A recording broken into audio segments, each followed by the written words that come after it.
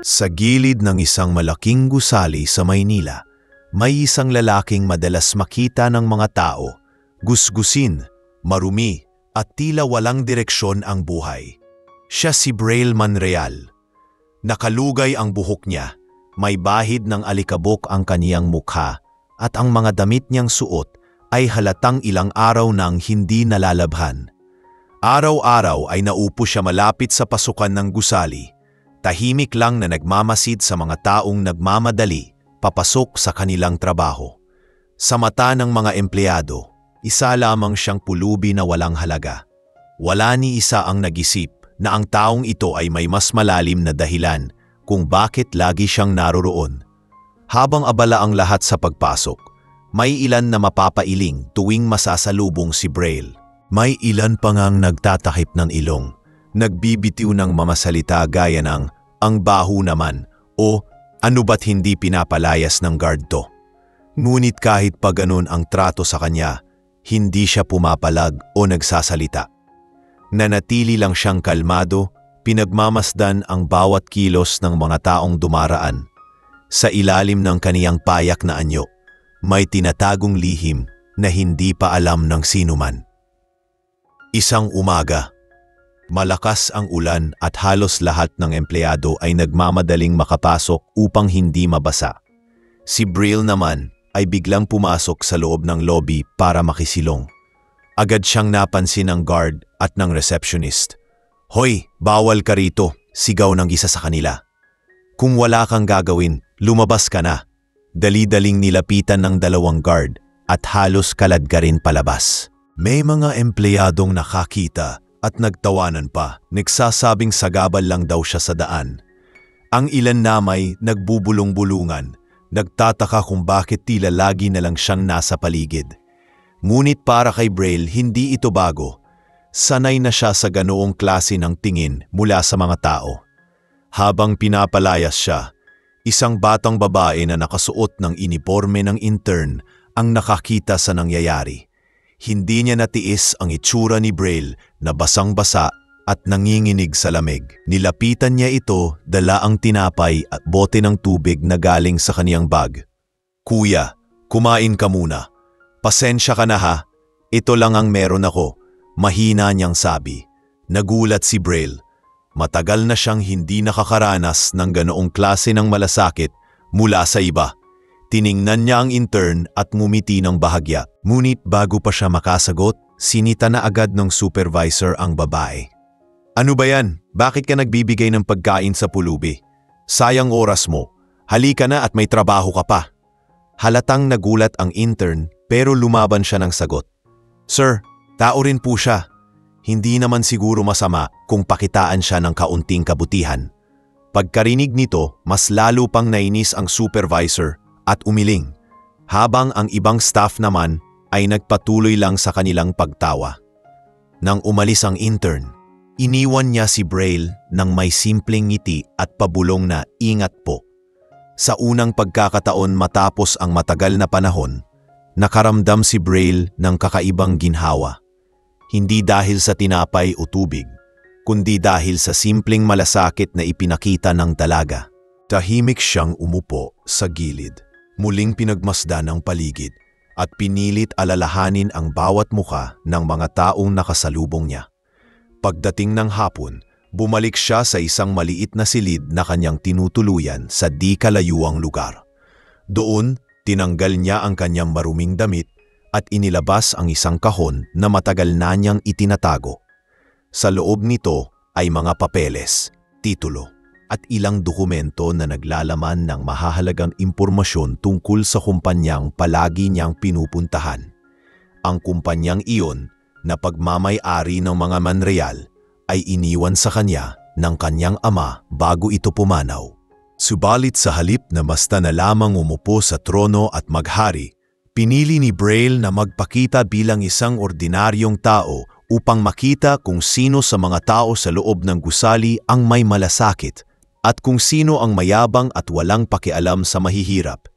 Habang hawak-hawak niya ang mga dokumento, binalikan niya sa isip ang mga nangyari. Sa dami ng tao roon, iisa lamang ang nagpakita ng malasakit, Ang intern na hindi man lang niya kilala, napabuntong hininga siya at nasabi sa sarili, nakakalungkot isipin na sa dami ng empleyado ng kumpanya, iilan lang ang marunong tumanaw sa kapwa. Ngunit buo ang kanyang loob na magpatuloy sa plano. Hindi pa ito ang tamang oras upang ipaalam ang kanyang pagkakakilanlan. Sa ngayon, kailangan niyang makita pa ang ugali ng bawat isa. Sa ilalim ng anyo ng isang pulubi, magsisimula na siyang suriin ang karakter ng mga taong nakapaligid sa kaniyang sariling kumpanya. Kinabukasan, bumalik si Braille sa gusali, gaya ng nakasanayan. Muli siyang napansin ng mga guard at staff at tulad ng dati, pilit siyang pinalalayo. Ngunit sa likod ng lahat ng insulto at pangungutya, naroon pa rin siya, kalmado, walang reklamo at walang paliwanag. Ang hindi nila alam, bawat kilos at bawat salita nila ay binibilang at tinitingnan ng mismong taong tunay na may-ari ng lahat ng kanilang pinagtatrabahuhan. Para kay Braille, nagsisimula pa lamang ang kaniyang pagsusuri at darating ang araw na lahat ng nanghamak sa kaniya ay haharap sa katotohanang matagal na nilang hindi alam. Muling dumating si Braille sa gusali kinabukasan. Dala ang parehong itsura ng isang pulubi na walang tirahan. Nakasuot pa rin siya ng lumang jacket na kupas at pantalon na halos punit-punit. Habang naglalakad siya papasok sa lobby, agad na napansin ng mga garde. Ikaw na naman? Ilang beses ka na naming sinabihan na huwag kang pumapasok dito, sigaw ng isa sa kanila. Tinuro pa siya ng receptionist na nakataas ang kilay at nagsabi, dapat sa iyo sa kalsada, hindi rito sa kumpanya. Nakakahiya ka sa mga kliyente. Hindi pa man siya nakakapagsalita ay agad na siyang tinaboy palabas, habang ang ilang empleyado na nakakita ay muling nagtawanan at nagkomento ng masasakit na salita. Pulubi na nga, makulit pa, bulong ng isa. Baka magnakaw pa yan, dagdag naman ng isa pa. Sa kabila ng lahat ng iyon, nanatiling kalmado si Braille. Hindi niya ipinakita ang kahit anong galit o pagtutol. Tahimik siyang tumayo sa gilid, sa ilalim ng bubungan at pinagmasdan ang bawat isa. Hindi niya pinalagpas ang mga mukha ng mga staff na walang pakundangan sa kanilang salita at kilos. Habang patuloy ang ulan, ramdam niya ang malamig na simoy ng hangin at ang bigat ng tingin ng mga taong nakapaligid sa kanya. Ngunit sa puso niya, lalo lamang tumitibay ang kaniyang pasya na huwag pang magpakilala. Ang mga nangyayari ay bahagi ng kaniyang pagsusuri. Habang nakatayo siya roon, muling dumaan ang intern na dati nang nagpakita ng malasakit. Nakita niyang nanginginig si Braille sa lamig, kaya agad siyang lumapit at iniabot ang maliit na payong. Kuya, gamitin niyo po muna ito. Hindi ako komportable na nakikita kayong nababasa dito. Mahina niyang wika. Nagulat si Braille, ngunit hindi niya tinanggap agad. Wag na, baka mabasa ka, sagot niya. Ngunit mapilit ang intern at mumiti. Ayos lang po, mas importante na hindi kayo magkasakit. Nakita ito ng supervisor ng intern at agad na nilapitan ang dalaga. Ano na naman yung ginagawa mo? Ilang beses na kitong pinagsabihan. Hindi ka rito para tumulong sa mga pulubi, kundi para magtrabaho. Pasigaw niyang wika. Halatang nagulat ang intern pero nanindigan siya. Sir, hindi naman masama ang tumulong. Tao rin po siya at kailangan niya ng tulong. Mas lalong nagalit ang supervisor at tinawag ang guard upang tuluyang palayasin si Braille. Ngunit bago pa man siya mailabas, bahagya siyang yumuko sa intern at nagpasalamat sa simpleng kabutihan nito. Sa mga oras na yon, lalo niyang naunawaan na sa gitna ng napakaraming tao na walang malasakit, may iilan pa ring may busilak na puso. Pagbalik ni Braille sa kaniyang maliit na tinutuluyan kinagabihan, muli niyang inilabas ang kahong naglalaman ng mga dokumento. Habang nakatitig sa mga papeles ng kumpanya, nagbalik sa isip niya ang mga alaala ng kaniyang tama. Naalala niya kung paano palaging sinasabi nito na ang isang kumpanya ay hindi lamang dapat umiikot sa tubo at kita, kundi dapat ding maging tahanan ng mga empleyado. Isang lugar kung saan mararamdaman nila ang respeto at malasakit. Ngunit ang nakikita niya ngayon ay kabaligtaran.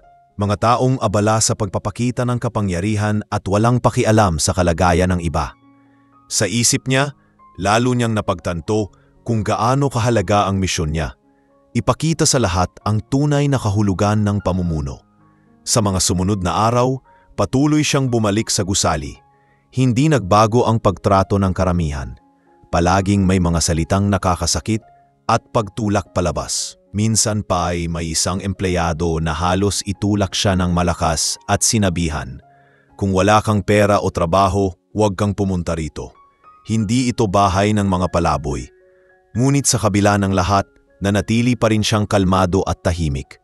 Hindi siya nagreklamo at mas lalo lamang niyang pinipilit alalahanin ang bawat mukha ng mga nanghamak sa kanya. Alam niyang darating ang araw na magsisisi sila sa kanilang ginawa. Minsan, habang nasa gilid siya ng gusali, napansin niya ang janitor na tahimik na nagtatrabaho. Hindi tulad ng iba, hindi siya lumapit para manlait. Sa halip, bahagya pa itong tumingin at tumango bilang pagbati. Hindi iyon malaking bagay para sa iba, pero para kay Braille, sapat na iyon upang makita na may natitirang kabutihan pa rin sa loob ng gusaling iyon. Pinangako niya sa sarili na kapag dumating ang tamang oras, hindi niya palalampasin ang mga taong nagpakita ng kahit kaunting respeto at malasakit. Isang hapon, habang abala ang lahat sa kani-kanilang gawain, biglang dumating ang bagong itinalagang CEO ng kumpanya. Magarang sasakyan ang kaniyang sinakyan at agad siyang sinalubong ng mga empleyado. Nakataas ang ulo nito, puno ng yabang sa bawat galaw. Pinuri siya ng lahat at halos sambahin ng mga staff. Pero para kay Braille, malinaw ang nakita niya. Isang taong nagtatago sa likod ng kapangyarihan at walang alam sa tunay na kahalagahan ng mga taong nagtatrabaho sa ilalim niya. Hindi pa niya alam na ang pulubing nakatayo sa gilid ay siyang tunay na may-ari ng lahat ng kaniyang pinagmamalaking hawak. Habang pinagmamasdan ni Braille ang eksenang yon, lalo siyang nakaramdam ng bigat sa dibdib. Alam niyang malapit na ang tamang oras para magpakilala. Ngunit hindi pa iyon ngayon. Kailangan muna niyang mas makita ang tunay na kulay ng mga taong umaaligid sa kumpanya. At sa bawat araw na lumilipas, lalong lumilinaw sa kaniya kung sino ang mga taong dapat manatili at sino ang dapat nam alisin. Maagang dumating si Braille sa gusali kinabukasan. Katulad ng nakasanayan, suot pa rin niya ang lumang damit at dala ang maruming anyo na nagkukubli sa kaniyang tunay na pagkatao. Habang papasok ang mga empleyado, napansin niya ang interna minsang tumulong sa kaniya. May dalang makapal na folder ang dalaga at halatang nagmamadali. Ngunit nang makita siya ay hindi nakalimutang bumati ng simpleng ngiti. Mabilis din siyang nawala sa paningin, dala ng tawag ng trabaho. Sa simpleng kilos na yon, muling nabuo ang kaunting sigla sa puso ni Braille na patuloy na nagmamasid sa kilos ng bawat tao sa loob ng kumpanya. Ngunit hindi nagtagal, muling lumitaw ang pangungutya ng iba. Isang manager ang napadaan at napansin siyang nakaupo sa gilid ng lobby. Bakit hindi pa ito pinapalayas? Ang pangit tingnan para sa mga kliyente. Dapat sa kanya sa labas, hindi dito, pasigaw na sabi ng manager habang tinitingnan ang receptionist at mga guard. Agad namang lumapit ang mga ito at pinilit na palabasin si Braille. Nang hindi siya kaagad kumilos, bahagya siyang ipinulak ng isang guard. Muntik na siyang matumba kung hindi lang siya agad nakabawi ng balanse. Maraming empleyado ang nakakita at nagkatawanan. At ang ilan na may umiling na lang na para bang pabor sila sa ginawa ng manager. Sa gitna ng kaguluhan, muling lumapit ang intern. Humarang siya at sinabing, "Sir, wala naman siyang ginagawang masama. Nakaupo lang siya. Hindi ba't pwede nating hayaan siyang makasilong?" Halatang nainis ang manager at sumigaw, "Ikaw na naman? Ano bang nakain mo at lagi mo na lang ipinagtatanggol ang pulubing yan? Kapag hindi mo pinigilan yan, baka pating trabaho mo mawala." Tahimik lang ang intern, ngunit hindi siya umurong. Tiningnan niya si Braille at nag-alok ng maliit na tinapay na dala niya.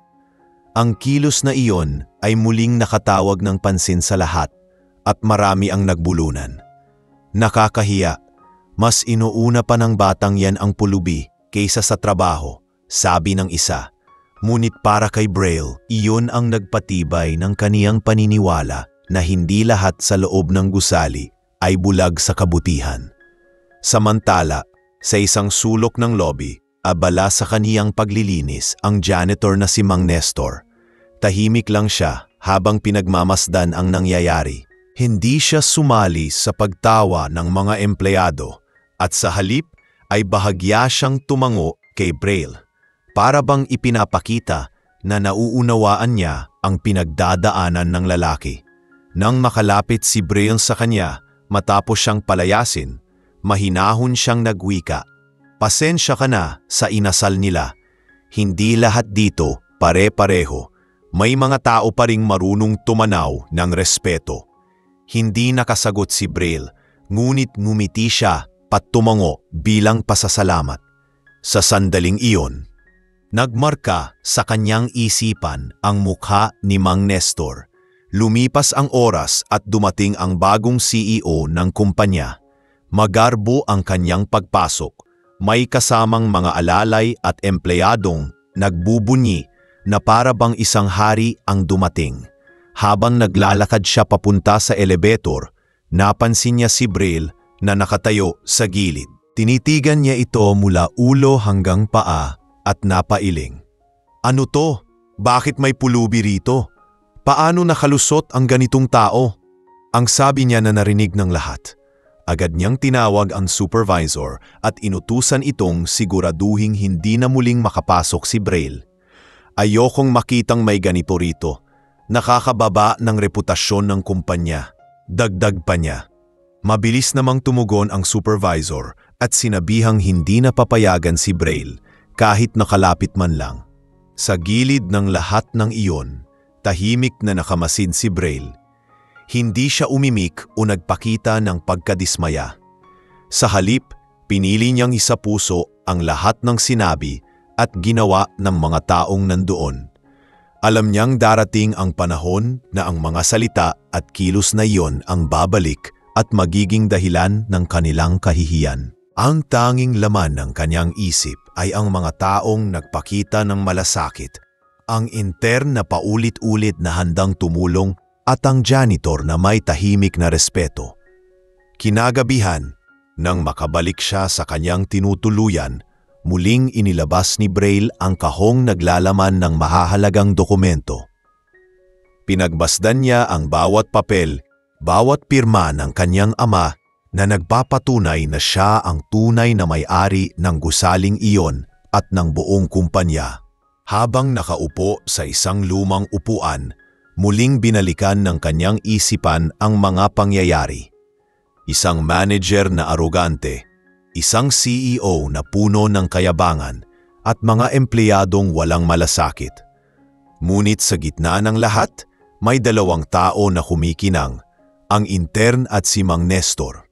Sa kanyang puso, alam niyang sila ang magiging tanda ng pag-asa sa kumpanya. Habang humahaplos ang malamig na hangin sa bintana ng kaniyang silid, napangiti si Braille ng bahagya. Malapit na, mahina niyang wika.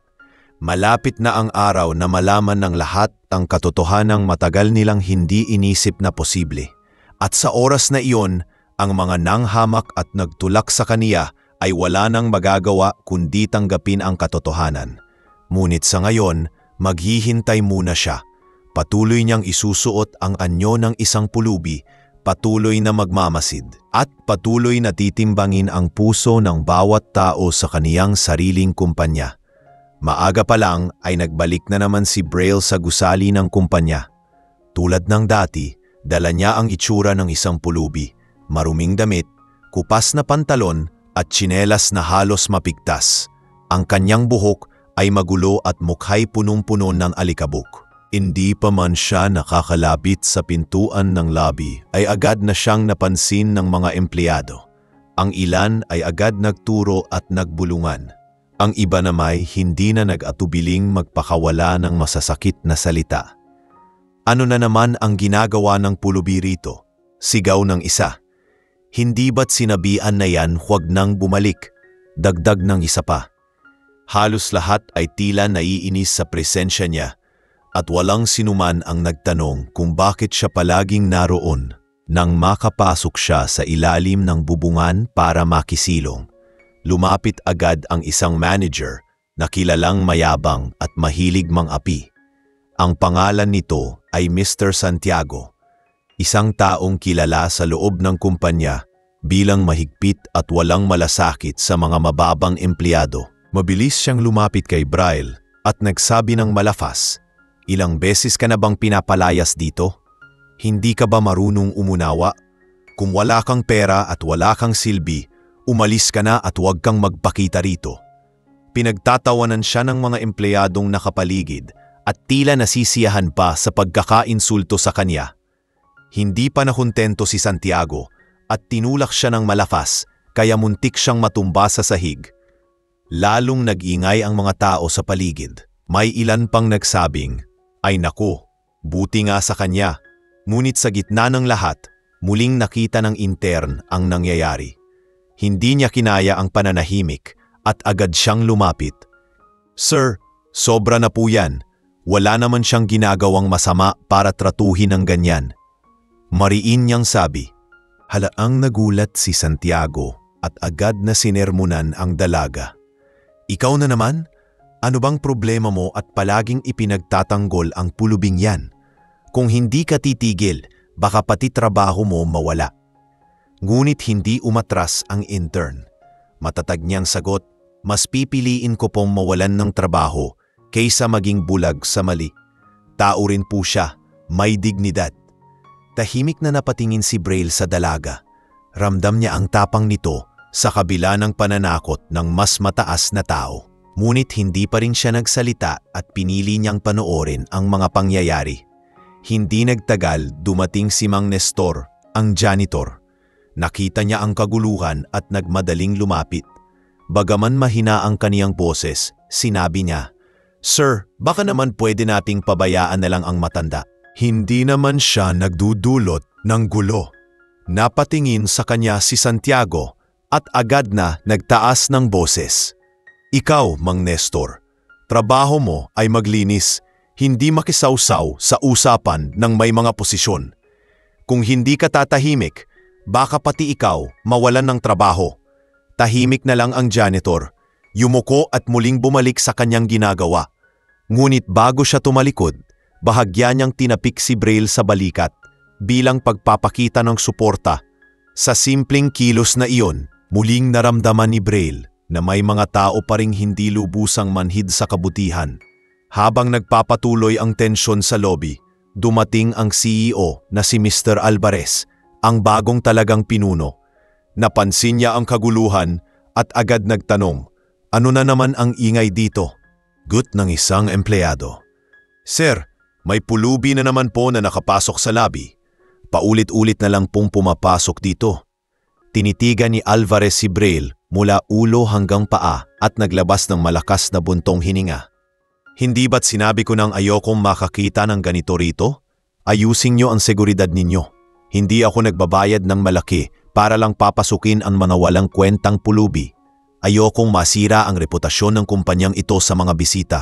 Tumango ang lahat na parang aprobado ang sinabi niya. Ang mga empleyadong nakakita ng eksena ay nagbulungan at muling tumawa, at lalo pang naramdaman ni Braille ang bigat ng sitwasyon. Ngunit gaya ng nakasanayan, nanapili siyang tahimik. Wala siyang ipinakitang galit o sama ng loob.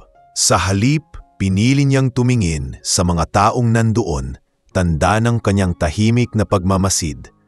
Alam niya na bawat insulto, bawat pangungutya, at bawat kawalang respeto ay mahalagang bahagi ng mas malawak na larawan na kanyang bubuuin sa tamang panahon. Hindi siya nagpakita ng hinaing kahit na halos lahat ng tao sa paligid ay nakatingin sa kanya na para bang wala siyang halaga. Pagbalik niya kinagabihan sa kanyang maliit na silid, binuksan niya muli ang kahon na naglalaman ng mga papeles. Doon nakasulat ang bawat dokumento ng kumpanya, bawat pirma ng kanyang ama, at bawat katibayan na siya ang tunay na may-ari ng gusaling iyon. Pinagmasdan niya ang mga iyon at napangiti ng mapait. Kung alam lang nila, mahina niyang sabi sa sarili. Ang mga taong nanlilibak sa paniya, ang mga empleyadong nagtataboy, at ang mga pinunong mayabang, lahat sila ay walang kamalay-malay na ang kanilang tinuturing na pulubi ay siyang may hawak ng kanilang kinabukasan. Sa isip niya, lalo lamang tumitibay ang kaniyang pasya. Hindi na magtatagal at darating ang tamang oras. Ang mga mapagmataas at mapanghamak ay haharap sa katotohanan. Ngunit higit sa lahat, sisiguraduhin niyang mabibigyan ng gantimpala ang mga taong marunong magpakita ng malasakit at respeto, gaano man kaliit. Sa ngayon, magpapatuloy siya sa kaniyang tahimik na pagsusuri habang ang lahat ng nasa paligid niya ay nananatiling bulag sa kaniyang tunay na pagkatao. Malapit nang matapos ang isang linggo mula nang dumating ang bagong CEO na si Mr. Alvarez. Sa panahong iyon, lalo lamang naramdaman ni Braille kung gaano kalaki ang pagkakaiba ng pamumuno ng ama niya noon at ng kasalukuyang namumuno ngayon. Ang dating kumpanya na puno ng respeto at malasakit ay ngayoy nababalot ng kayabangan at takot. Sa bawat araw na dumadaan, lalo siyang nakakasaksi ng mga kawalan ng katarungan. Mga empleyadong pinapagalitan ng walang dahilan, mga staff na pinapahiya sa harap ng lahat, at mga mahihirap na tinataboy sa mismong pintuan ng kanilang pinagtatrabahuhan. At sa kabila ng lahat, patuloy siyang nagpapanggap bilang isang pulubi, tahimik na nagmamasid at nagtitipon ng karanasan na mansisilbing matibay na batayan sa oras ng kanyang pagpapakilala. Isang umaga, abala ang lahat sa paghahanda para sa isang malaking pagpupulong ng mga board members at ilang investors. Ang lobby ay puno ng tao at lahat ay nagmamadali upang masigurong maayos ang lahat. Dumating si Braille sa parehong lugar, dala ang kanyang lumang anyo at agad na nakatawag ng pansin. Hindi siya agad pinalabas dahil abala ang mga garde sa pagsalubong sa mga bisita. Tahimik siyang naupo sa isang sulok, pinagmamasdan ang pagmamadali ng bawat isa. Ngunit hindi nagtagal, napansin siya ng isa sa mga empleyado at mabilis itong lumapit kay Santiago, ang manager na laging nanlalait sa kanya. Nag-init agad ang ulo ni Santiago at malakas ang boses na nagsabing, "Ano na naman ang ginagawa ng pulubi rito? Gusto mo bang ipahiya ang kumpanya sa mga investors?" Mabilis siyang nilapitan at muling pinagtawanan ng mga nasa paligid. Sa pagkakataong iyon, napansin ng intern na muling ipinagtatabuyan si Braille.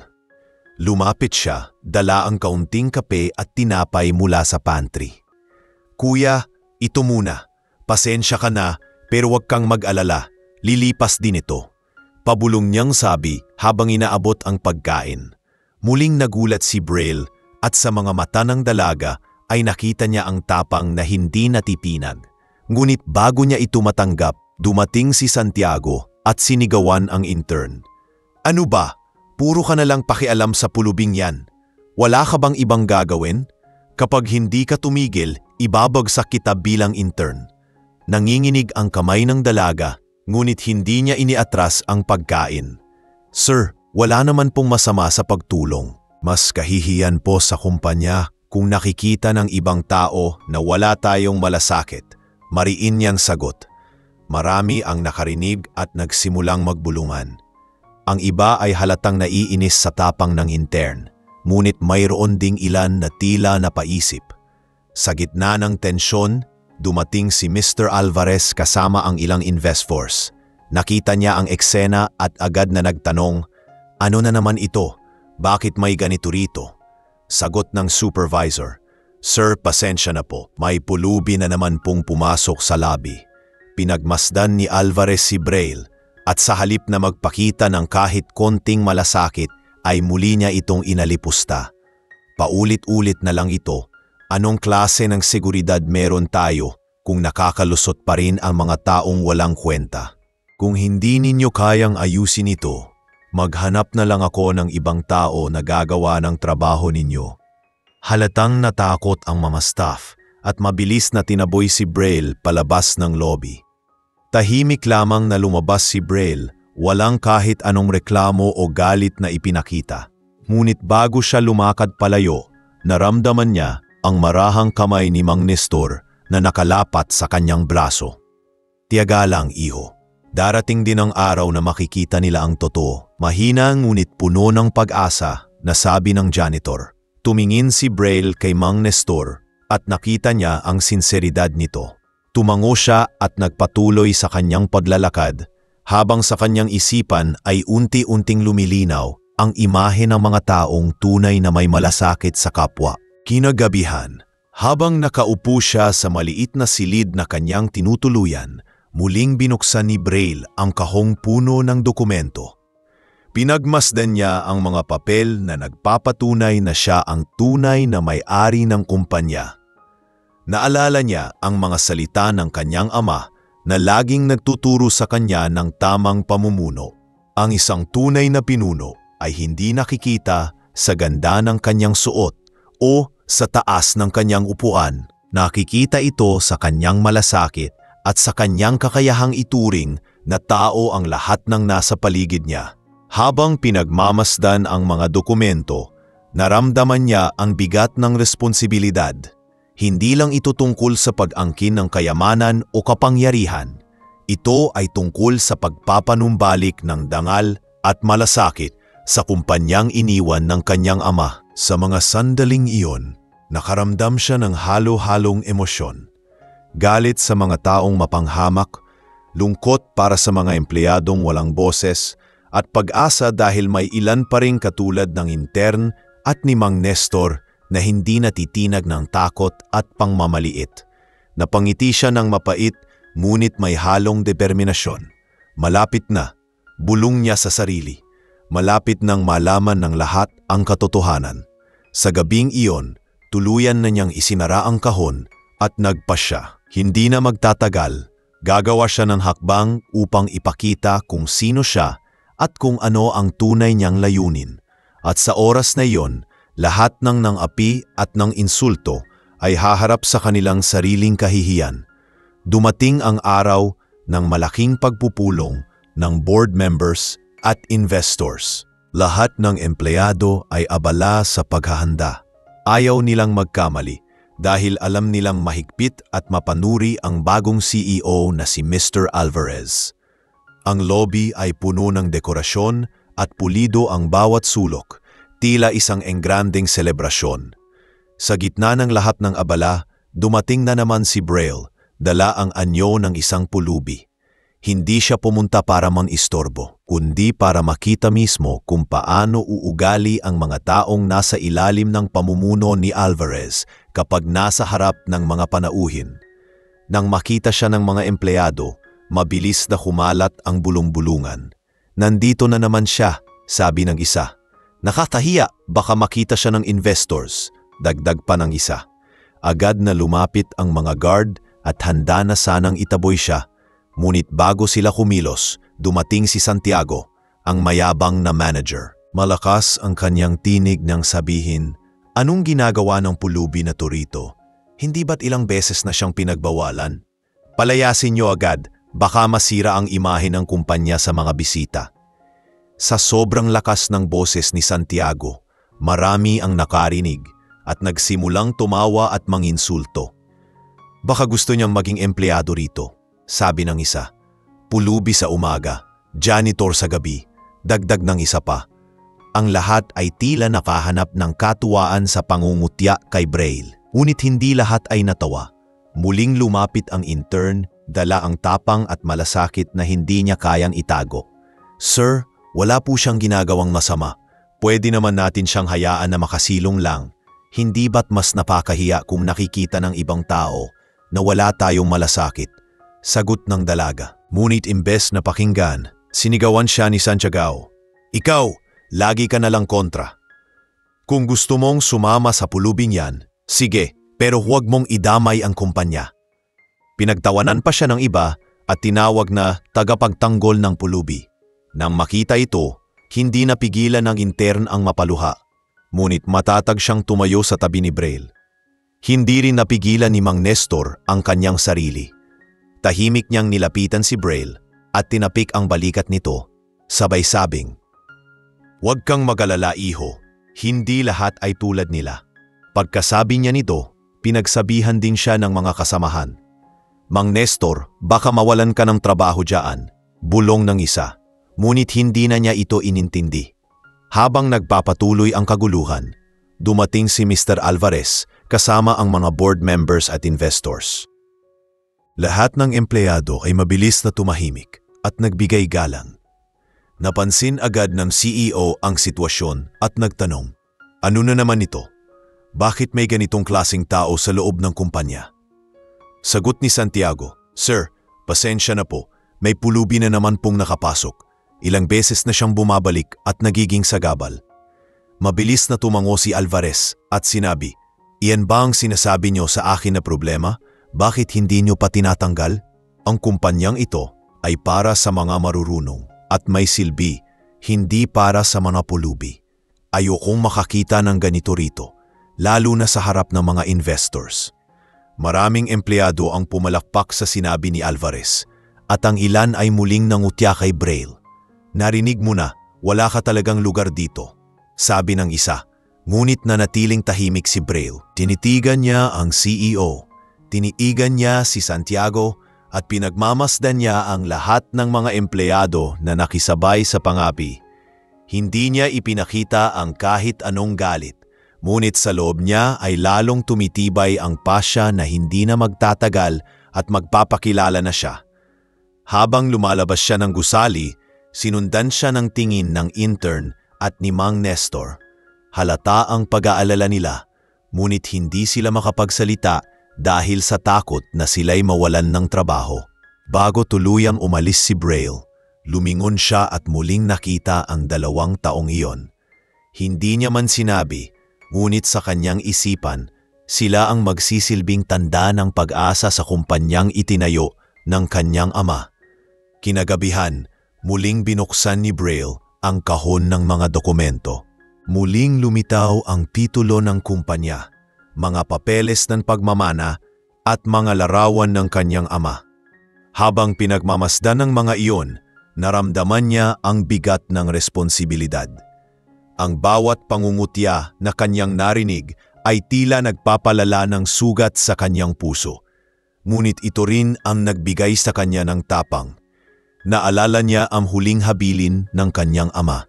"Braille, anak, balang araw, ikaw ang mamumuno. Huwag mong kalilimutan na ang isang pinuno ay hindi nasusukat sa ganda ng kasuotan o sa laki ng kapangyarihan, kundi sa kakayahang ituring na tao ang lahat ng nasa paligid niya." Habang hawak ang mga dokumento, napangiti si Braille ng mapait. "Ama, hindi na ako magtatagal. Malapit nang makita ng lahat ang totoo," bulong niya. Alam niyang darating ang araw na hindi na siya magiging isang pulubi sa paningin ng mga taong iyon, kundi ang tunay na may-ari ng lahat ng kanilang pinagmamalaking kumpanya. Ngunit higit pa ron, sisiguraduhin niyang ang kumpanya ay muling magiging tahanan ng malasakit at respeto at hindi pugad ng pang-aapi at kayabangan. Sa mga oras na iyon, naging malinaw sa kanya na malapit nang dumating ang araw ng rebelasyon, at sa araw na iyon, lahat ng mga nagtaboy, nangutya at nangaapi ay wala nang magagawa kundi tanggapin ang kanilang pagkakamali. Samantalang ang mga tapat, gaya ng intern at ni Mang Nestor, ay magiging saksi sa pagbabalik ng kumpanyang tunay na itinayo para sa lahat. Makalipas ang ilang araw, dumating ang isa sa pinakamahalagang pagpupulong ng kumpanya. Ang lahat ng board members, investors at ilang piling empleyado ay inimbitahan upang talakayin ang direksyon ng kumpanya sa ilalim ng pamumuno ni Mr. Alvarez. Malaki ang kahandaan ng lahat mula sa mga staff hanggang sa mga manager dahil alam nilang malaking impresyon ang maiiwan ng pagpupulong na iyon. Ngunit sa parehong araw, naroon din si Braille, tahimik na nagmamasid at dala pa rin ang anyo ng isang pulubi. Sa labas ng gusali, habang abala ang lahat sa pagdating ng mga bisita, muling napansin siya ng mga empleyado. Mabilis siyang tinuro at agad na kumalat ang mga bulong. Ayan na naman siya. Hindi na ba talaga titigil ang pulubing yan? Nakakahiya, baka makita siya ng mga investors.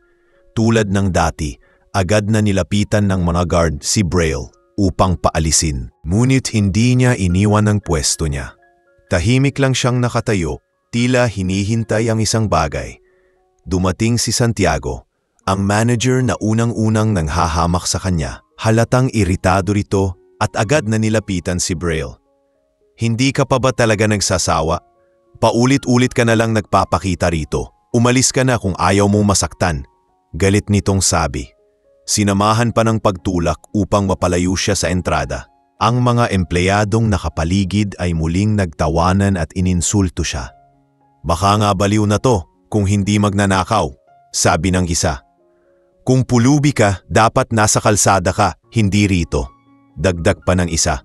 Sa harap ng lahat ng iyon, nanatiling tahimik si Braille. Hindi siya lumaban, hindi rin siya nagsalita, ngunit muling lumapit ang intern. Kita sa mukha niya ang galit sa nangyayari. Sir, hindi po tama yan. Wala naman siyang ginagawang masama. Tao rin po siya at hindi niya deserve na ganituhin ninyo. Ngunit imbes na makinig, sinigawan siyang muli ni Santiago. Kung talagang gusto mo, sumama ka sa kanya. Huwag mong ipilit sa amin ang awa mo. Wala kang karapatan na pangaralan ako. Halatang nanginginig ang intern sa takot, pero nanatili siyang matatag at hindi iniwan si Braille. Sa gitna ng kamuluhan, muling lumapit si Mang Nestor. Dalang-dala niya ang walis at dustpan at sa mahinahong boses ay nagsabi, Sir, baka naman pwedeng huwag na nating palakiin pa. Wala naman pong gulo ang ibinudulot ng matandang ito. Mas nakakahiya kung makita ng bisita na ganito ang pagtrato natin. Ngunit agad siyang pinahiya ni Santiago. Ikaw, Mang Nestor, maglinis ka na lang. Hindi ka binabayaran para makisali sa usapan ng mga may posisyon. Napayuko si Mang Nestor, ngunit bago siya tuluyang bumalik sa trabaho, lihim niyang tinapik si Braille sa balikat at tumango. Pagpasok ng mga bisita, biglang natigil ang lahat.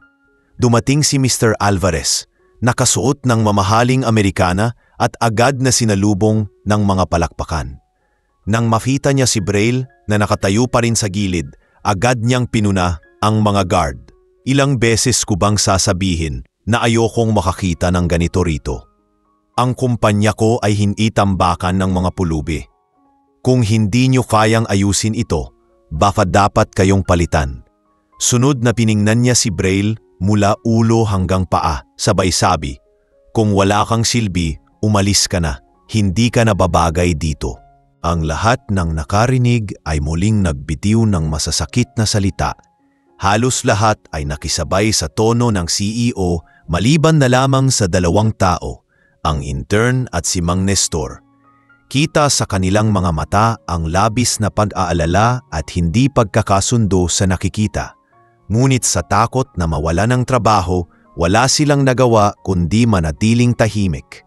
Sa halip na sumagot, muling yumuko si Braille at dahan-dahang lumabas ng gusali. Habang naglalakad siya palayo, dito sa oras, ramdam niya ang bigat ng lahat ng nangyari. Ngunit sa loob niya, mas lalo lamang tumibay ang kanyang pasya.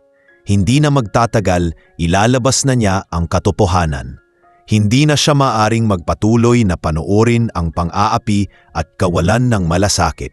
Kinagabihan, muling binuksan ni Braille ang kahon ng kanyang ama. Isa-isang pinagmasdan ang mga dokumento, ang titulo ng lupa, ang papeles ng kumpanya, at ang mga kontratang nagpapatunay na siya ang tunay na tagapagmana. Pinagmasdan din niya ang isang lumang larawan ng kanyang ama na nakangiti habang hawak ang kanyang balikat noong siya ay bata pa. Sa isip niya ay bumalik ang mga habilin ng kanyang ama. Anak, hindi mo kailanman dapat kalimutan na ang pinakamalaking yaman ng isang kumpanya ay hindi ang pera, kundi ang mga taong nagtatrabaho rito. Sila ang buhay ng negosyo at sila ang dapat igalang. Habang pinagmamasdan ang larawan, napangiti si Braille ng mapait. Ama, nakikita ko na kung paano nila sinisira ang mga itinuro mo. Pero hindi na magtatagal. Aayusin ko ang lahat. Ipapakita ko sa kanila na ang tunay na lakas ay hindi nakikita sa pera o sa posisyon, kundi sa malasakit at respeto. Sa mga sandaling iyon, naging malinaw sa kanya ang gagawin. Susunod na pagpupulong, hindi na siya mananahimik. Hindi na siya magpapanggap. Ipapakilala na niya kung sino siya at ipapakita sa lahat na ang kanilang tinatawag na pulubi ay siyang tunay na may-ari ng lahat ng kanilang pinagmamalaking kumpanya. At sa araw na iyon, lahat ng nanghamak at ng api ay wala nang magagawa kundi tanggapin ang kanilang pagkakamali, habang ang mga tunay na may malasakit ay makakakita ng bagong pag-asa. Dumating ang araw ng isang napakalaking pagpupulong sa kumpanya. Ang mga board members, investors at ilang piling empleyado ay nagsidatingan upang pakinggan ang presentasyon ni Mr. Alvarez tungkol sa bagong direksyon ng negosyo. Lahat ng sulok ng gusali ay inayos at pinaganda at ang mga empleyado ay halos lumilipad sa pagod para lang masiguro na perpekto ang lahat. Ang mga receptionist ay nakangiti, ang mga guard ay mahigpit sa pagbabantay at ang mga manager ay palipat-lipat upang siguraduhin na walang pagkakamali. Ngunit sa kabila ng engrandeng kapaligiran, muling lumitaw si Braille.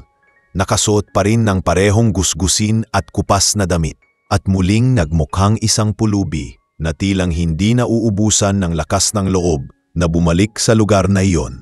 Pagkapasok niya sa lobby, agad siyang napansin ng mga empleyado.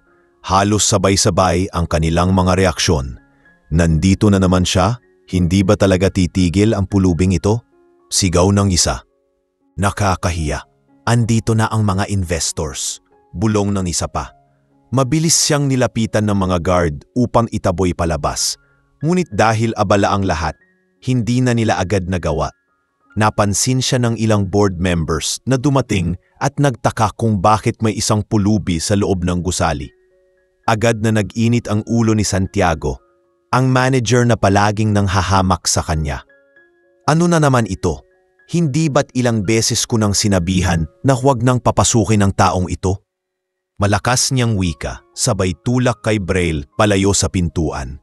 Habang nagkakagulo, muling lumapit ang intern na walang sawang nagtatanggol kay Braille. Sir, huwag niyo pong gawin yan kahit pulubi siya. Wala naman siyang ginagawang masama. Mas nakakahiya po sa mga bisita kung makikita nilang wala tayong respeto. Ngunit hindi siya pinakinggan ni Santiago at muling sinermonan. Ikaw na naman? Sa halip na gawin ang trabaho mo, pinapalaki mo lang ang kahihiyan ng kumpanya. Huwag kang makisali rito kung ayaw mong masira ang kinabukasan mo. Halatang nanginginig ang intern, ngunit hindi siya umalis sa tabi ni Braille. Hindi nagtagal, dumating na si Mr. Alvarez kasama ang mga investors at board members. Napansin niya ang eksena at agad na nagtanong, ano na naman ito? Bakit may ganitong klasing tao rito? Mabilis na sumagot si Santiago. Sir, pasensya na po. May pulubi na naman pong nakapasok. Ilang beses na siyang bumabalik at nagiging istorbo. Pinagmasdan ni Alvarez si Braille mula ulo hanggang paa, sabay-sabi, kung pulubi ka, lumabas ka na. Ang lugar na ito ay hindi para sa mga tulad mo. Hindi ko hahayaang masira ang reputasyon ng kumpanya ko sa mga taong walang silbi. Narinig iyon ng lahat at halos sabay-sabay ang mga buluman at pagtawa ng ilang empleyado. Ngunit sa oras na iyon, hindi na nagpakita ng kahit anong emosyon si Braille. Tahimik siyang nakatuyo at pinagmasdan ang buong paligid. Tinitigan niya ang mga mukha ng mga nanghahamak at mga taong walang malasakit at sa kanyang isipan, isa-isa niyang binibilang kung sino ang may pusong bato at sino ang may halagang pahalagahan. Sa kanyang paningin, muling lumitaw ang dalawang taong nagbibigay sa kanya ng pag-asa, ang intern na napatayo sa tabi niya at si Mang Nestor na nakamasid mula sa malayo. Mahigpit ang hawak sa kanyang walis habang nakatingin ng may simpatya. Pinagtulungan siyang ilabas ng mga garda at iniwan sa labas ng gusali. Habang naglalakad siya palayo, naririnig pa rin niya ang mga tawanan at bulong-bulungan ng mga tao sa loob. Ngunit sa halip na masaktan, nakaramdam siya ng kakaibang kapayapaan. Alam niyang malapit na ang oras na ipakita ang katotohanan. Hindi niya kailangang sumigaw o magpaliwanag sa mga sandaling iyon. Sa tamang panahon, ang lahat ng kanilang ginawa at sinabi ay babalik sa kanila bilang kanilang sariling kahihiyan. Pagbalik niya sa kanyang maliit na tinutuluyan, muli niyang binuksan ang kahon ng kanyang ama. Isa-isang nilabas ang mga dokumento, ang titulo ng kumpanya, ang mga kontratang may pirma ng kanyang ama, at ang mga papeles na nagpapatunay na siya ang tunay na tagapagmana. Pinagmasdan niya ang mga ito habang nakaupo sa lumang upuan at muli niyang naramdaman ang bigat ng responsibilidad na iniwan sa kanya. Naalala niya ang mga salitang palagi niyang naririnig mula sa kanyang ama. Braille, kapag ikaw ang namuno, tandaan mong ang pinakamahalagang yaman ay hindi ang pera o gusali, kundi ang mga taong nagtatrabaho sa ilalim mo. Sila ang dahilan kung bakit nabubuhay ang kumpanya. Napangiti siya ng mapait at muling nagsalita sa sarili. Ama, nakita ko na kung paano nila sinisira ang lahat ng itinuro mo. Ngunit hindi na magtatagal. Ipapakita ko sa kanila na ang kumpanyang ito ay hindi para sa mga mapagmataas, kundi para sa mga taong may malasakit at respeto. Sa gabing iyon, nagpasya na siya. Hindi na siya magtatagal sa pagpapanggap. Sa susunod na pagpupulong ng board, magpapakilala na siya. Dadalhin niya ang lahat ng dokumento at ipapakita ang katotohanan.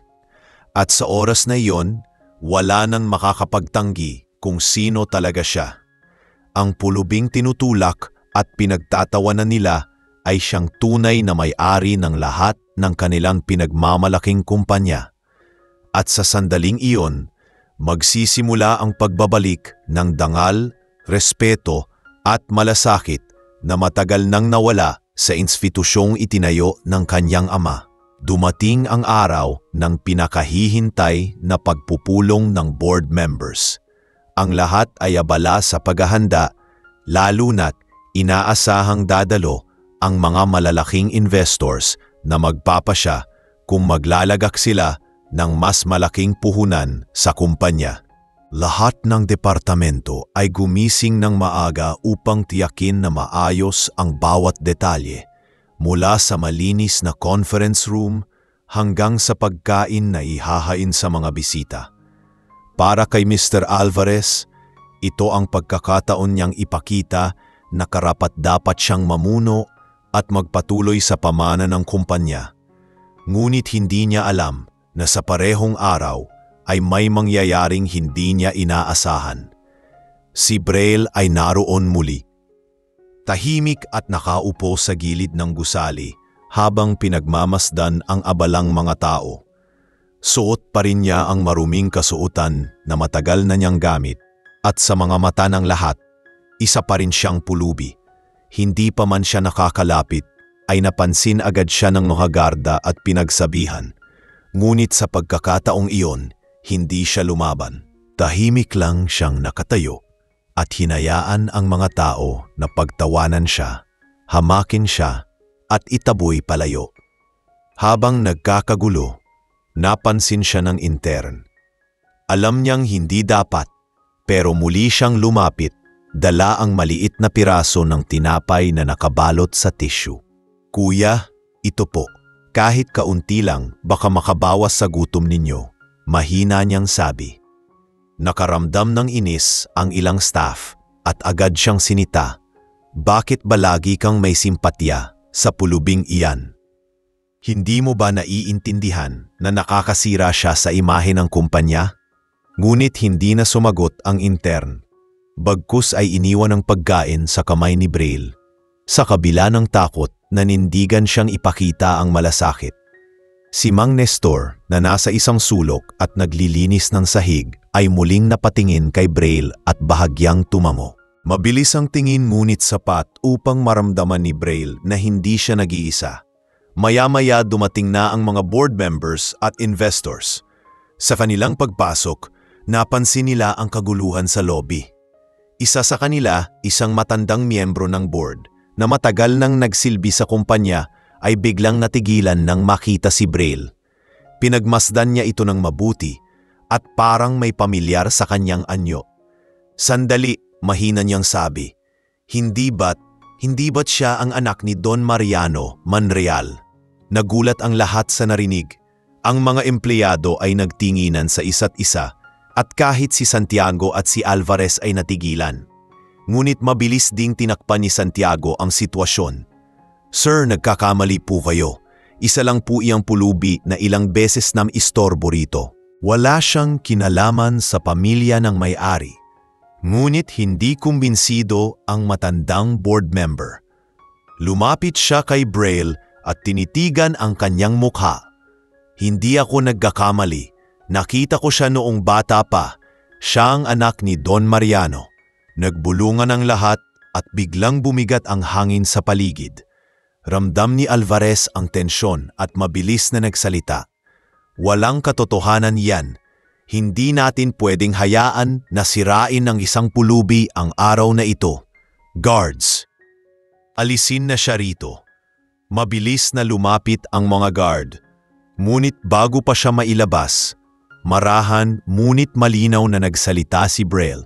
Kung gusto niyo ng katibayan, ibibigay ko.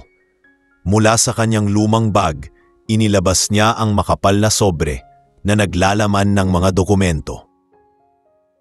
Isa-isa niyang inilatag sa mesa ang mga titulo, papeles at mga kontrata na pirmado mismo ng kanyang ama, si Don Mariano Manreal.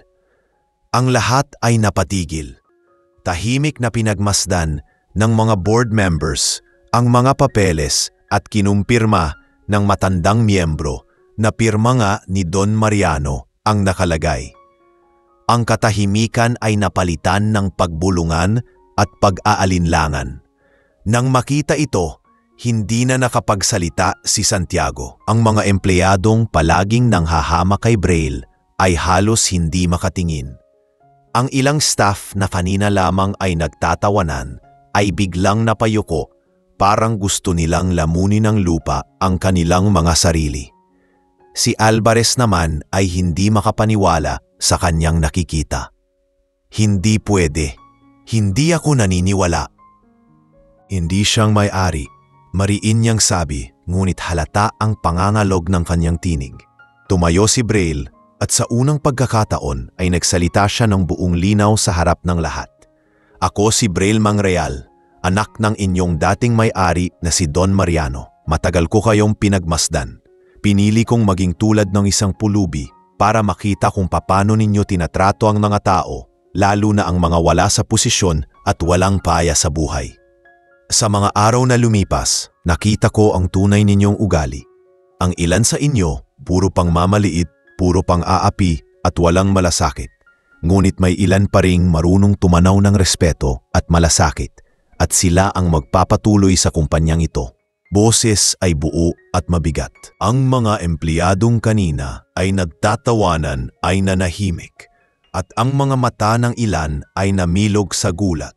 Sa pagkakataong iyon, ang lahat ay nakaramdam ng kakaibang hiya. Halos maramdaman nila na ang bawat salita ni Braille ay tumatama sa kanilang dibdib. Ngayon, ang pulubing palagi nilang hinahamak ay lumitaw bilang tunay na may-ari ng kumpanya. At sa sandaling iyon, walang makapagsalita. Ang tanging maririnig lamang ay ang tibok ng bawat pusong napuno ng kaba at pagsisisi. Habang si Braille ay nakatayo, matatag at payak, nagsisimula na ang pagbabago na matagal nang hinihintay. Tahimik ang buong silid matapos ipakita ni Braille ang mga dokumento at ihayag ang kanyang tunay na pagkakakilanlan. Ang dating pulubi na kanilang minamaliit at itinataboy ay ngayon nakatayo sa harap ng lahat. Dala ang mga papeles na nagpapatunay na siya ang tunay na may-ari ng kumpanya.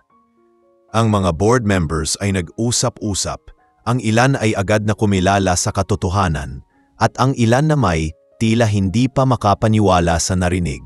Sa mga empleyado, kitang-kita ang hiya sa kanilang mga muka, lalo na sa mga nakasama sa panlalait at pang-aapi sa kanya. Unang nagsalita ang matandang board member na nakilala siya.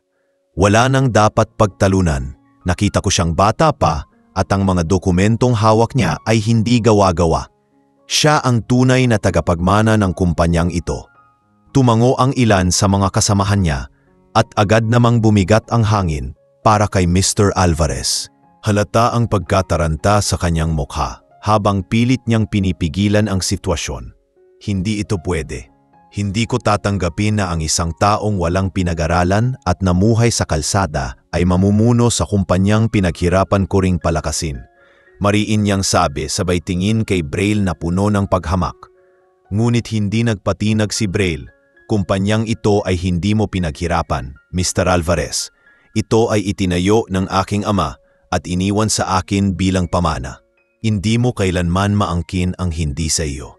At higit sa lahat, nakita ko kung paano mo pinalitan ng takot at pang-aapi ang kulturang iniwan ng aking ama. Hindi iyon ang kumpanyang itinuro niya sa akin. Malinaw at buo ang kanyang tinig, dahilan upang lalo pang manahimik ang lahat. Mabilis na sumabat si Santiago na kanina pa nagtatago sa gilid. Hindi ba't wala siyang alam sa pagpapatakbo ng negosyo? Paano natin ipagkakatiwala sa kanya ang lahat? Ngunit agad na tumugon ang isa pang board member. At ikaw, Santiago, may mukha ka pang manitanong. Ilang ulit naming narinig ang mga reklamo tungkol sa pag-abuso mo sa mga staff. Ang taong marunong magmalasakit ay mas karapat-dapat kaysa sa taong marunong lang manakit. Halos hindi makatingin si Santiago sa sahig at ramdam niyang unti-unti nang nabubuwag ang kapangyarihang ipinagmamalaki niya noon. Isa-isa nang nagsalita ang mga board members at ang ilan sa kanila ay hayagang pumabor kay Braille. Kung siya ang tagapagmana, wala tayong dahilan upang tanggihan. At kung nakita niyang kailangan niyang magpakumbaba at makita ang tunay na kalagayan ng mga empleyado bago siya magpakilala, iyon ay tanda ng isang lider na hindi basta-basta. Ang mga salitang iyon ay nagbigay ng bigat at pagtibay sa posisyon ni Braille. Samantala, ang mga empleyado na kaninang puno ng pangungutya ay halos hindi makatingin. Ang receptionist na ilang beses siyang tinaboy ay nakayuko. Ang mga guard na nagtulak sa kanya palabas ay nanlalamig ang mga palad. At si Santiago ay hindi na makapagsalita. Ang intern na palaging nagtatanggol kay Braille ay nakatingin sa kanya na may halong tuwa at gulat. Si Mang Nestor naman ay bahagyang ngumiti mula sa likod at sa kanyang mga mata ay bakas ang pasasalamat. Tumayo si Braille at tumingin sa lahat. Ngayon ay malinaw na kung sino ang tunay na may-ari ng kumpanyang ito. Ngunit higit pa roon, malinaw na rin sa akin kung sino sa inyo ang may tunay na malasakit. Hindi ko malilimutan ang mga pang-aaping inabot ko mula sa ilan sa inyo.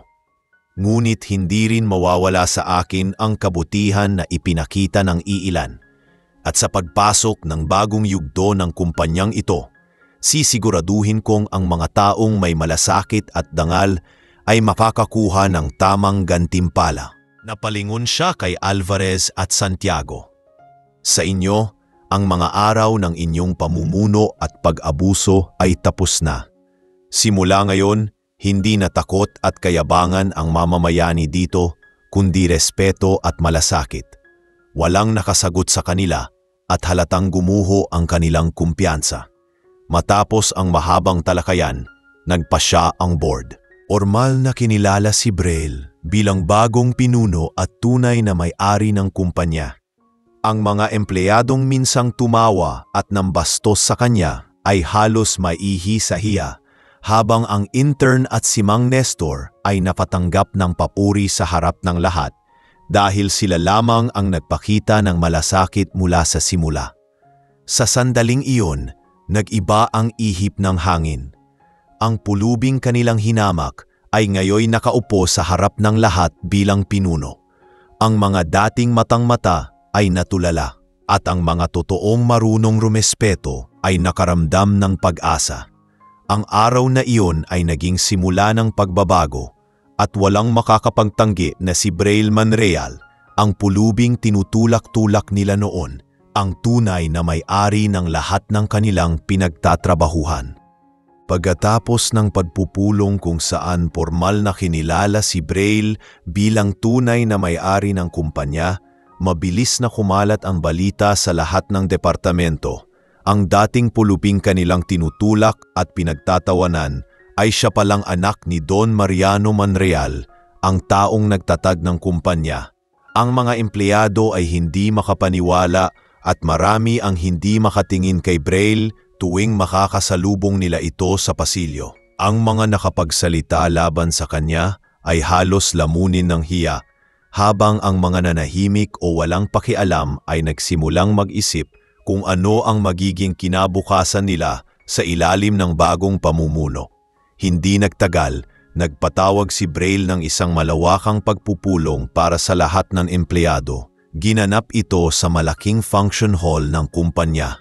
Isa-isa silang dumating, may halong kaba at hiya sa kanilang mga mukha.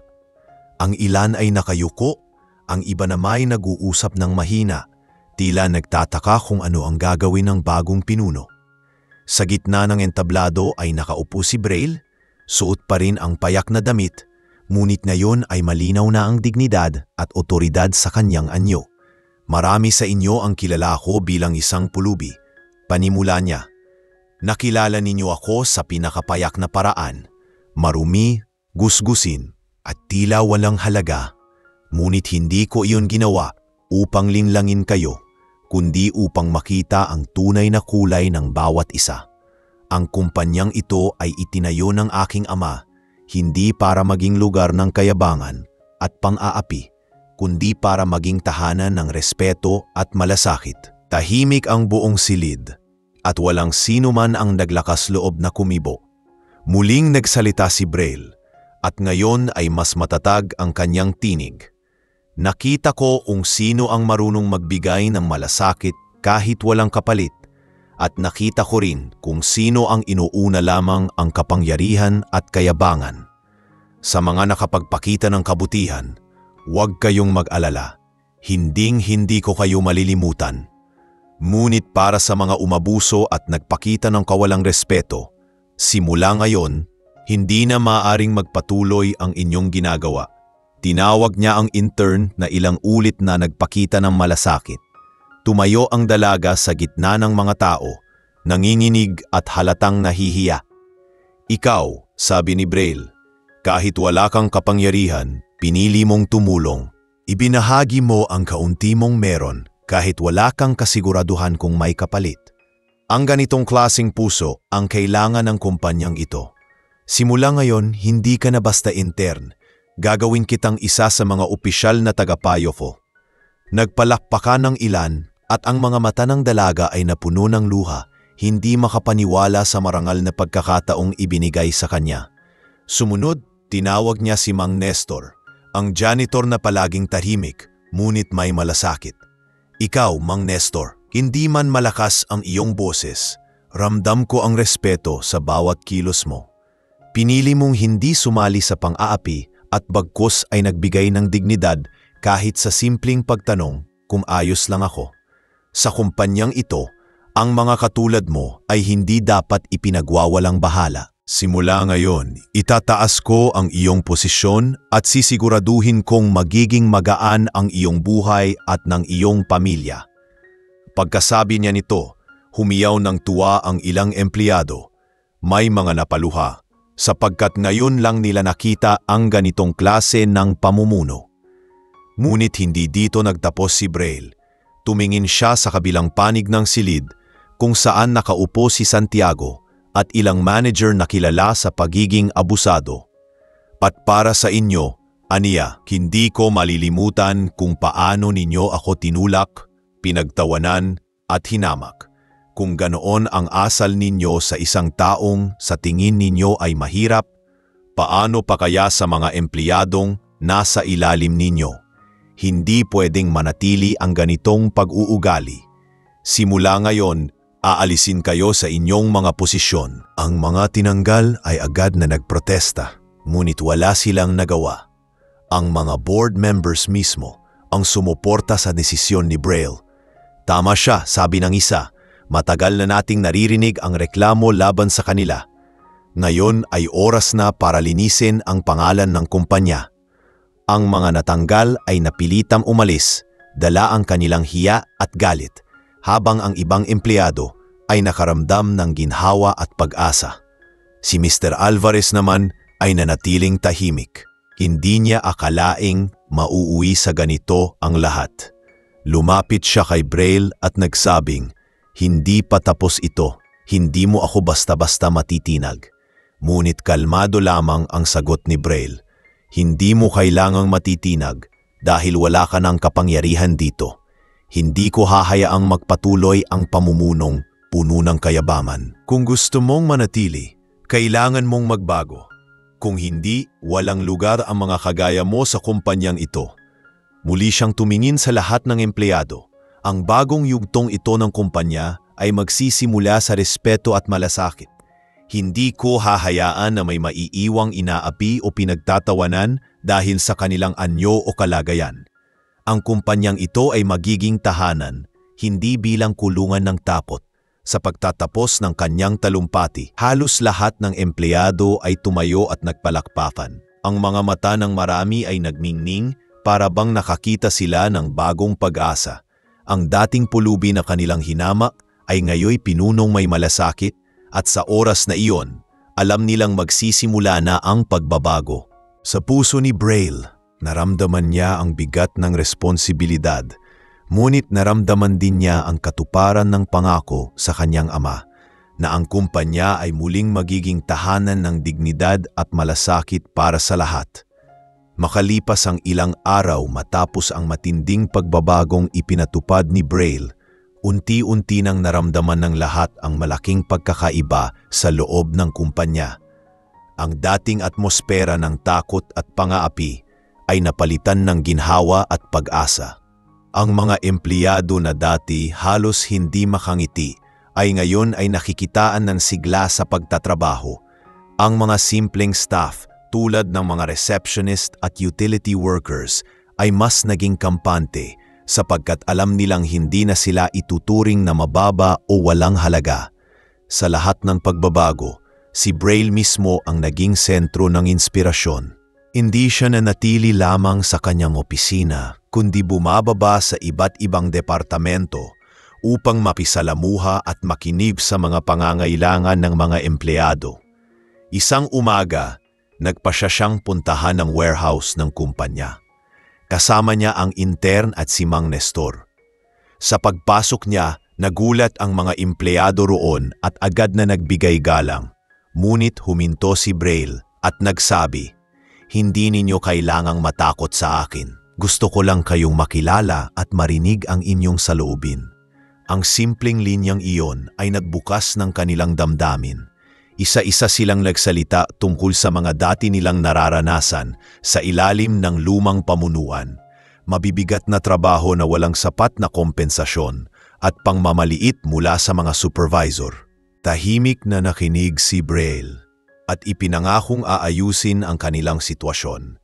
Kasabay nito, ipinaalala niya ang dalawang taong hindi niya makakalimutan, ang intern at si Mang Nestor. Kung hindi dahil sa kanila, baka hindi ko natiis ang lahat ng nakita ko rito.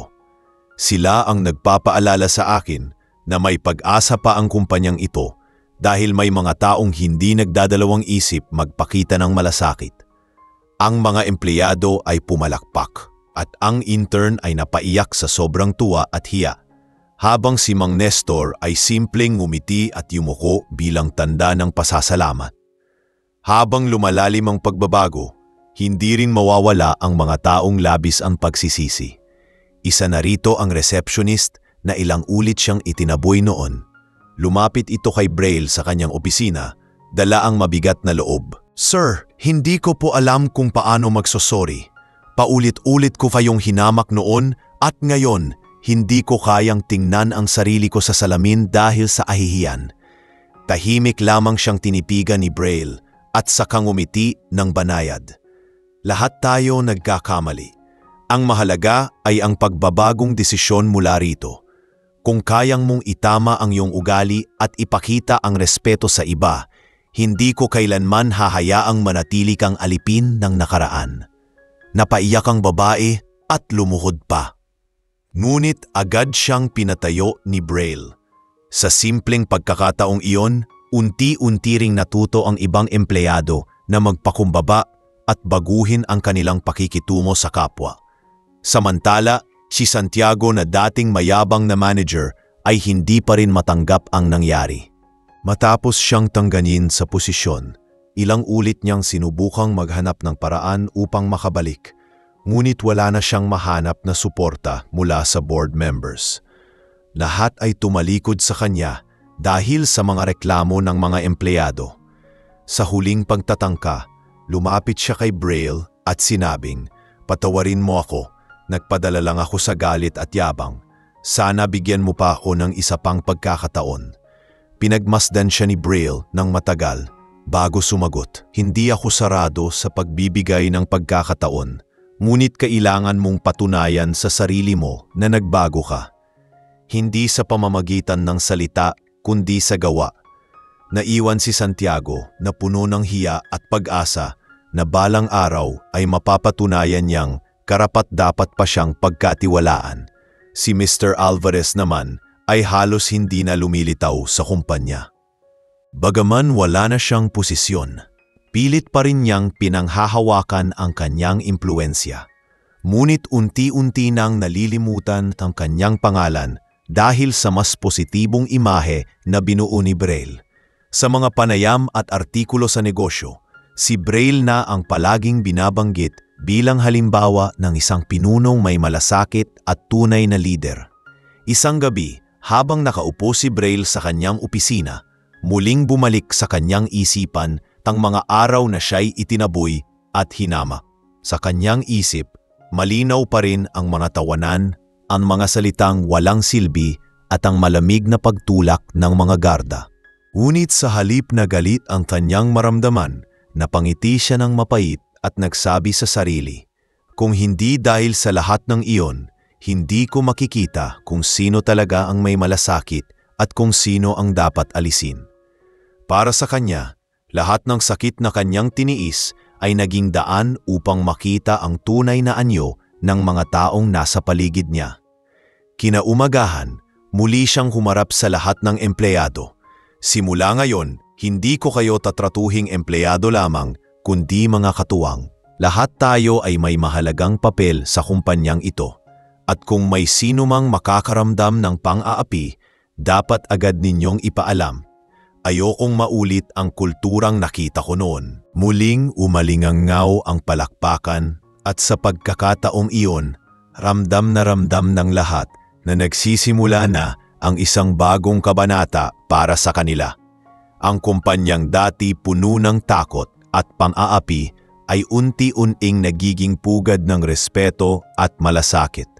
At sa puso ni Braille, alam niyang natutupad na niya ang pangako sa kanyang ama na ang pamana ng Manreal ay hindi kayamanan o gusali lamang, kundi ang pagkakaroon ng isang lugar kung saan ang bawat isa ay may dignidad at halaga.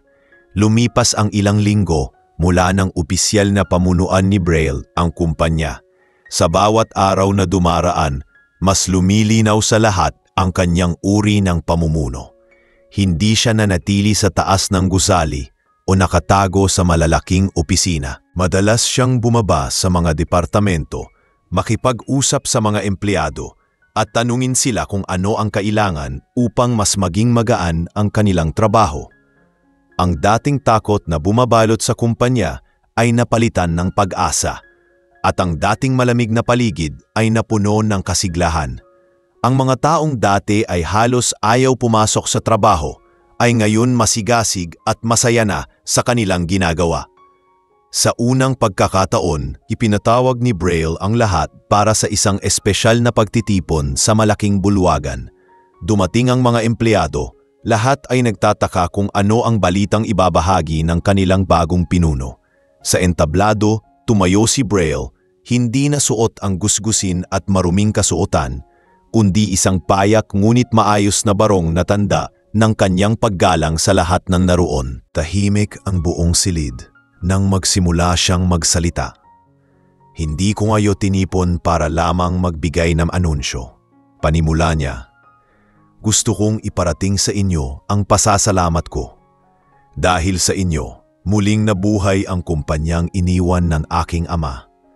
Ngunit higit pa roon, nais kong ipakita sa lahat ng tao na ang kumpanyang ito ay hindi lang para sa mga may mataas na posisyon, kundi para sa bawat isa na marunong magpakita ng malasakit at respeto. Pagkatapos, inawag niya ang intern at si Mang Nestor upang tumayo sa harap ng lahat. Kinilabutan ang marami sapagkat ngayon ay makikita na nila kung paano paparangalan ng kanilang pinuno ang mga taong minsang binaliwala. Narito sa tabi ko ang dalawang taong nagpakita ng tunay na malasakit. Hindi sila nagdalawang isip na tumulong sa isang taong akala nila ay walang halaga. Sa kabila ng takot at pangungutya, pinili nilang magpakatao. Dahil dito, nais kong ipaalam na si Mang Nestor ay itataas bilang isa sa mga opisyal ng Maintenance Department na may mas mataas na sahod at benepisyo para sa kanyang pamilya. At ikaw naman, sabi niya sabay tingin sa intern, ay hindi na magpapatuloy bilang intern lamang. Simula ngayon, magiging bahagi ka na ng aking personal advisory team. Napalakpakan ng buong silid ang dalawang tao. Ang mga mata ng dalaga ay napuno ng luha habang nakatingin kay Braille. At si Mang Nestor ay simpleng yumuko, hawak-hawak ang dibdib bilang tanda ng lubos na pasasalamat. Ang eksenang iyon ay nagsilbing paalala sa lahat na hindi mawawala ang gantimpala sa mga taong marunong magpakita ng kabutihan, gaano man ito kaliit sa paningin ng iba. Ngunit hindi doon nagtapos ang lahat. Tumingin si Braille sa mga empleyadong dating ng hamak at ng insulto sa kanya. Hindi ko ay nalimutan ang mga araw na ako'y tinulak, pinagtawanan at tinaboy. Ngunit hindi rin ako nandito para maghiganti. Nandito ako para ipakita na ang tunay na pagbabago ay nagsisimula sa pagkilala sa ating mga pagkakamali. Kung kayo'y handang magbago at itama ang inyong mga maling nagawa, bukas ang pintuan ng kumpanya para sa inyo. Ngunit kung patuloy kayong magdadala ng kayabangan at kawalang malasakit, wala kayong lugar dito. Ang kanyang boses ay hindi mabigat, ngunit puno ng bigat ng katotohanan. Ang mga empleyadong minsan ay palaging nakikitawa sa pang-aapi ay napayuko. Ang receptionist na dati paulit-ulit na nagtulak kay Braille palabas ng gusali ay muling napaiyak. Ngayon ay humihikbi habang hawak ang kamay ng kanyang katabi.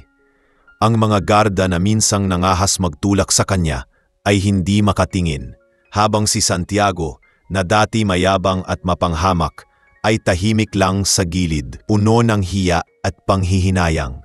Sa huli, muling nagsalita si Braille. Ang kumpanyang ito ay muling itatayo sa pundasyon ng malasakit, respeto at pagkakapantay-pantay. Walang mataas at mababa dahil lahat tayo ay mahalaga. Kung hindi dahil sa inyo, hindi mabubuhay ang pamana ng aking ama. Muling pumalakpak ang lahat.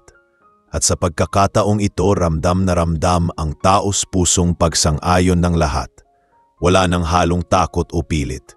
Ito'y palakpak ng mga taong muling nakaramdam ng halaga at pag-asa. Pagkatapos ng pagtitipon, naglakad si Braille sa paligid ng gusali. Pinagmamasdan niya ang mga ngiti ng mga empleyado, ang pagbabago ng kanilang aura at ang sigla ng bawat isa. Napangiti siya at naalala ang kanyang ama. Ama, Nagawa ko. Muli nating naibalik ang danggal ng ating kumpanya.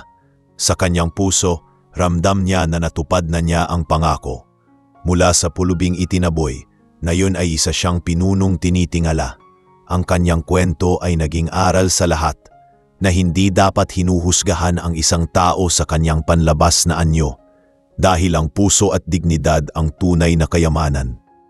Sa bagong yugto ng kumpanyang Monreal, nagsimula ang isang panahon kung saan ang lahat ay patas at may halaga. At sa bawat hakbang, dala nila ang alaala ng pulubing minsang hinamak, ngunit ngayon ay ginagalang ng buong kumpanya.